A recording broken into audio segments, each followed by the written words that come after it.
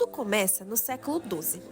O rei Gebre Mesquiel Lalibela, da dinastia Zagué, teve uma experiência super forte, uma visão divina mesmo, dizendo que São Jorge, ou mesmo Deus, chegou nele e falou para ele criar uma nova Jerusalém, lá na própria Etiópia, já que os caminhos para Jerusalém real estavam fechados. Ele ouviu a voz e dessa determinação surgiram 11 igrejas esculpidas direto do tufo, um tipo de rocha vulcânica. Isso tudo espalhado num gigantesco cenário interligado por túneis, trincheiras, canais, para recriar uma jornada espiritual mesmo lá dentro, uma peregrinação feita aqui mesmo. E essa história dura uns 24 anos, mas talvez tenha evoluído por ainda mais tempo com os acertos e modificações posteriores que vieram ter na igreja. Esse local foi construído a partir de escavação monolítica total, ou seja, eles começaram do topo da pedra e eles foram escavando para baixo, sem fundação, só o martelo e o cinzel. Isso resultou numa cruz grega perfeita, com 3 entradas voltadas para o oeste e um monte de janelinhas. A partir de cima é só o teto, e em volta tem um fosso de 25 metros por 25 por 30 metros, cheio de escadas e túneis que conectam essas igrejas. E não é só isso, ele tem um sistema hidráulico incrível. Tem canais que captam água de um aquífero lá de cima, tem reservatórios, tem cisternas para batismos e purificações, e tudo isso pensado para funcionar um ano inteiro. E um detalhe, assim que o tufo é escavado, ele endurece como concreto. Então eles escavavam e molhavam, e aquela rocha ganhava uma dureza muito firme, que ajudou a manter essa estrutura por séculos. Tem uma história que anjos apareciam e davam a mão para as pessoas que trabalhavam, dando aquela energia para as pessoas. Quando terminaram a igreja, dizem que São Jorge chegou num cavalo branco e marcou as pedras com as ferraduras. Se olhar com atenção, talvez veja as marcas da ferradura ali. E o nome Lalibela? Ele vem de 2 formas, em agal e amárico. Significaria quem come mel, ou quem as abelhas obedecem. Afinal, o próprio rei teria nascido entre abelhas, um sinal próspero que essas histórias dão poder místico demais para o local, como se o mundo invisível tivesse participado da criação. Todo mundo chama os peregrinos de Yalalibela Sami, que é um tipo os que vão até Lalibele. Eles viajam quilômetros, vestem a chama, é um tecido branco que eles utilizam, e vêm andando em grupos cheios de fé. Quando chegam, a comunidade local não só dá cama e comida, mas crê que quem recebe os peregrinos também recebe bênção.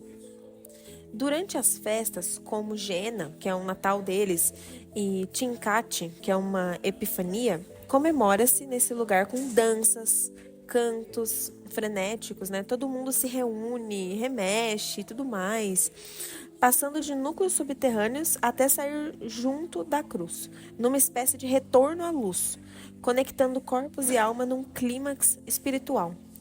Existem cantigas típicas que falam da beleza e do mistério do lugar.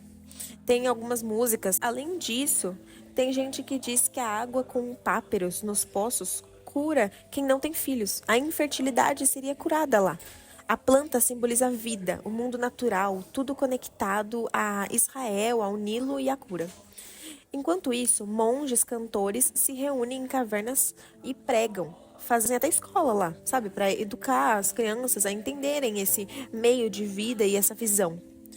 Tem um sistema gigantesco de educação tradicional. Alimentadeiras eram trazidas, ninguém pagava mensalidade, dormiam em tulcos e aprendiam músicas sacras, latim, matemática, medicina, tudo com metodologias comunitárias. Era quase uma academia antiga, das épocas bem passadas.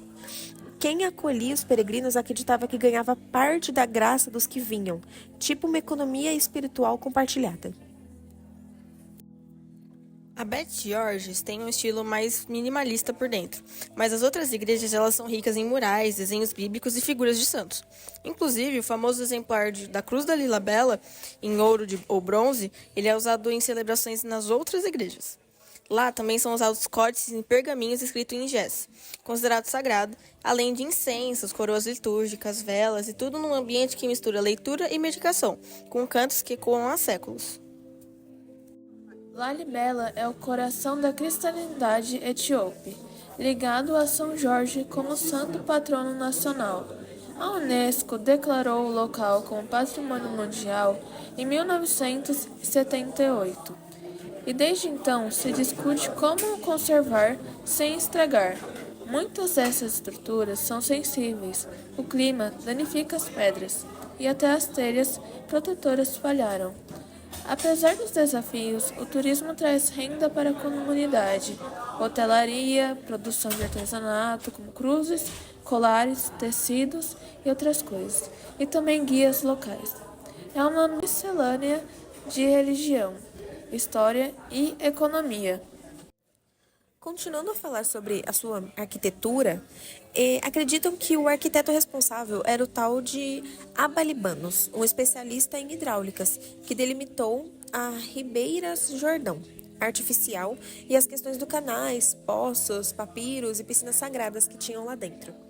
Também tem gente que acha que a engenharia deles veio influenciada do hindu, como a de Mahabalipuram, vindo por conexões do Mar Vermelho, uma troca de ideias entre Etiópia e Índia.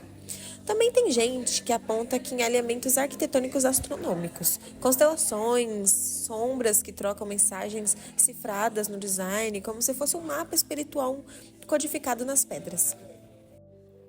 O amor divino, que também é chamado de ágape na tradição cristã, é um tipo de amor que ele não nasce do desejo ou da emoção passageira, mas de uma decisão voluntária de desejar o bem do outro sem esperar nada em troca.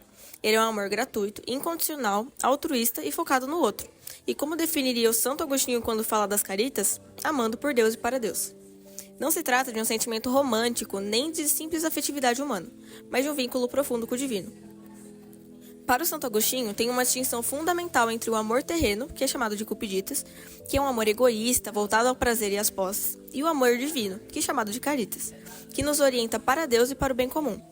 Ao longo do percurso da sua conversão, nas confissões, ele descreve esse redicionamento interior, afirmando que o coração humano ele permanece inquieto até encontrar um descanso em Deus. Justamente por isso, Agostinho defende que agir por amor divino transforma o sujeito, ao conduzir a alma a um alinhamento com a ordem cósmica e espiritual. Essa moral de amor ordenado é a chave para a virtude. São Tomás de Aquino traz uma visão filosófico-teológica, falando que o amor divino é caridade, que é um dom do Espírito Santo e um ato da vontade que busca o bem do outro por ele ser bom, inspiração que vem de Deus. Ele diz que amar a Deus com todo o coração, alma, inteligência e força é a expressão máxima da perfeição humana. Ele também ressalta que o próprio ato de amar é participação da divindade. A caridade estaria presente no crente por uma infusão direta do Espírito, que é descrito como o amor entre o Pai e o Filho, solidarizando toda a criação da Trindade. Antes deles, Platão já falava de um tipo de amor que transcende o físico. No Banquete, ele fala da escada do amor, partindo da atração por corpos belos até a contemplação da beleza em si, que é uma forma de amor que caminha para o universal, não só pelo individual. Diótima, no texto, mostra como o amor pode evoluir de eros físico à união com o divino. Agora, falando do amor na Catedral de São Jorge de Lalibela. A edificação monolítica da igreja ela foi um projeto coletivo. Então envolveu o rei, envolveu artesãos, a comunidade e até os peregrinos dedicaram um tempo e recursos por um ideal superior, o amor agápico, voltado ao bem espiritual coletivo. O movimento dos Yalibela Sami, os acolhimentos locais e os cânticos durante o Jena e o Tinkaki representam essa lógica de amor que oferece ajuda sem retorno esperado. É um gesto de caritas, em que todo mundo participa da graça um dos outros. Os túneis escuros que conduzem até a igreja correspondem simbolicamente ao trajeto da alma que se volta para Deus, caminhando por fé, coragem e entrega, como explica Agostinho e Tomás na interiorização do amor. A cruz processional, os códigos de Zés, os incensos e tudo mais representam a presença viva do espírito e da tradição. Participar desses ritos é participar da caridade divina, um ato de vontade em direção ao outro absoluto. A tradição deles de coletar água, terra e mel e pedir cura em Lalibela se relaciona com o amor divino que transforma a cura e não só o corpo, mas também a alma. Uma expressão sensível ao amor agápico.